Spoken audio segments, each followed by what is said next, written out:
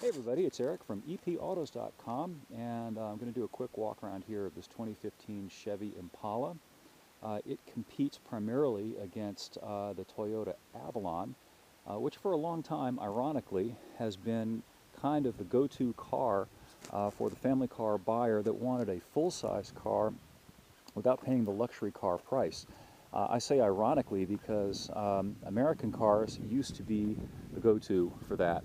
American car companies for decades specialized in big sedans that could seat 6 people, that had lots of power, were stylish, and affordable. Well, guess what? They're back, or at least this one's back. One of the really impressive things about this car, besides how good it looks, maybe you'll agree with me, I think it's a fine-looking car, is that it's also an incredibly affordable car. Chevy starts this one just under $27,000, whereas all of the other cars in this class, including the Avalon, start over $30,000, and some of them are well into what they call the entry luxury price point, mid-high $30,000 range. One of the reasons for the Chevy's affordable price that also is unique in this segment is it's the only full-sized car you can buy with a 4-cylinder engine. Now, of course, it's not as powerful as the V6s that are standard in cars like the Avalon and the Chrysler 300, but it's absolutely adequate if you're looking for just a good family car at a really, really good price. Some of the other interesting aspects of this car, it's bigger than the other cars in the segment, longer overall, including relative to the Chrysler 300, which for a long time was pretty much the only American car you could get that was genuinely full-size. And this car not only is bigger on the outside than the 300, it actually has more room on the inside, a lot more room. Would you believe nearly 46 inches of leg room in the front? Let's have a look at that. Take a quick look at the interior, and we'll go back and pan on that in a second. Now, some of the other cars have roomy front seats, but then you get to the back seat and find out there's not a whole lot of room in there. One of the cars in that category is the Hyundai Azera, which is a nice car, also starts at $34,000, by the way, but it has significantly less back seat room. This car has about 40 inches of legroom in the back seat, which is plenty for anybody who's not an NBA forward. Some of the other cars in this class have 36, 37 inches or so. So there's that. It also has a trunk that Tony Soprano would approve of. Let's see if I can pop the sucker. Where's that thing? It's nearly 19 cubic feet. That's a full-size car's trunk. Some of the cars in this segment, including the Chrysler 300 and the Avalon, have only about 16-something cubic feet trunks. So this is much bigger, and check out the pass-through. That other part of it also drops down, and you can see some of the debris leftovers that I've got here. You drop down that pass-through, and you can cart home 2x4x8 boards if you want to, plus a 3x4 sheet of plywood and some other things, which I did. So it's just a tremendously useful car, in addition to being a tremendously nice and luxurious car. Some people watching this may know this, but I'll clue you in, a little secret. This car is essentially a Chevrolet badged version of the Cadillac XTX, which starts out about $20-something thousand more. But it's the same chassis or platform as we say in the car business, with some exterior styling differences. But a lot of what makes the Cadillac a really nice car makes this car really nice also. Styling treatment is designed to kind of evoke the Chevy Camaro, and I think they did a really, really nice job with that. I personally think this is one of the most handsome cars on the road right now, not just in its class, period. I think it's a really elegant looking car.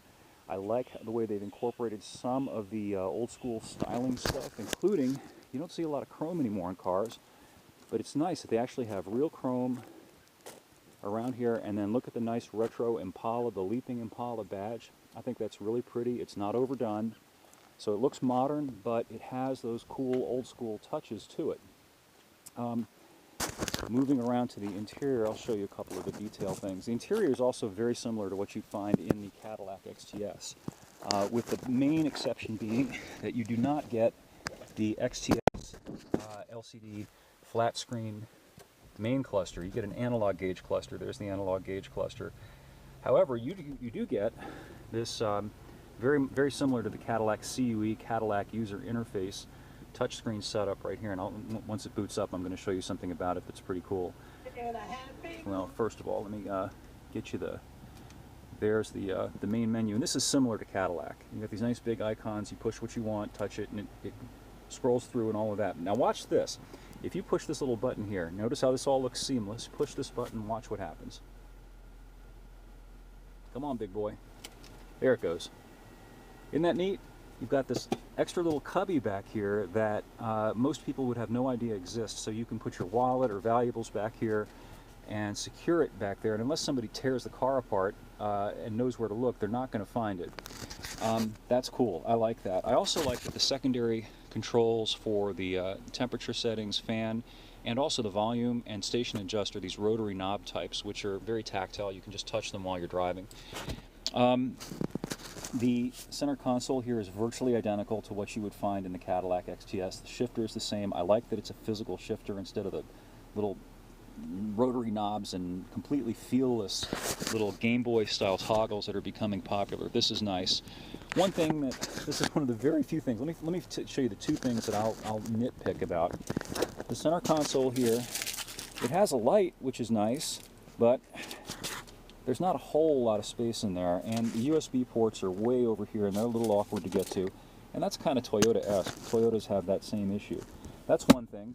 The other thing is that the steering wheel here, the steering wheel is kind of blobby, kind of rough-looking plastic, not particularly nice-looking leather, and it's a small. The only reason it stands out is because the rest of the interior. Take a look at the nice stitching on the leather, the nice materials used on the seats, including, look at that, it's got suede inserts right here, just like you'd find in a Cadillac or a Corvette or other GM high-end products. So you've got this really, really attractively laid out interior, all this high-end looking technology, and then you kind of got this unattractive, blobby looking steering wheel. Anyway, those are really the only two things that I can find fault with this car. I think it is the standout car, the clear #1 in this segment, both because it's more affordable and it's a nicer car than rivals like the Avalon and even the 300. I'm a big fan of the Chrysler 300, but the fact of the matter is that this Chevy gives you more for your money, significantly more, several $1,000s less for a bigger car, a roomier car, that also has features that you can't get in the 300. The 300 does not offer the Wi-Fi, does not offer the flex fuel capability that this car does. So there's more up at epautos.com where the written rant is, or will be as soon as I get it up. Thanks for watching, and we'll catch up with you next